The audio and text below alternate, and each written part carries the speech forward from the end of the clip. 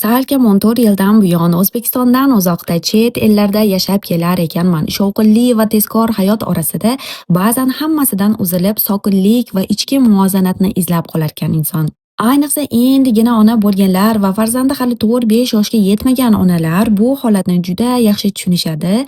Chunki bu davrda ayol organizmi nafaqat jismonan, balki ruhiy jihatdan ham tiklanishga ehtiyoj sezarkan. Shu sabab bugundan boshlab o'zim uchun sokin hayot sari 30 kunlik challenge boshlamoqchiman.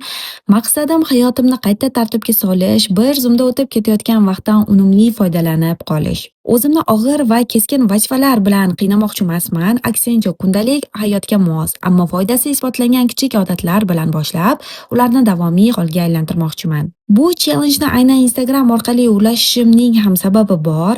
Oxirgi 3-4 yil ichida yaqinlarimdan va o'zbek muhitidan uzoqda yashab, o'zim bilmagan holda biroz tortinchoq bo'lib qolganimni sezdim. Shu sabab bu sahifani shunchaki blog emas, balki yangi dugonalar, opa-singillar, o'xshash fikrli insonlar bilan tanishib, fikr va mulohazalarim, chet elda yashash tajribam, Amerika va Kanada hayotidan real kuzatuvlar bilan bo'lishib bormoqchiman. Agar sizga Amerika va Kanada hayoti, musofirlikdagi onalik, sokin yashash va foydali hayotiy kontent qiziq bo'lsa, meni yo'qotib qo'ymaslik uchun obuna bo'lishni unutmang.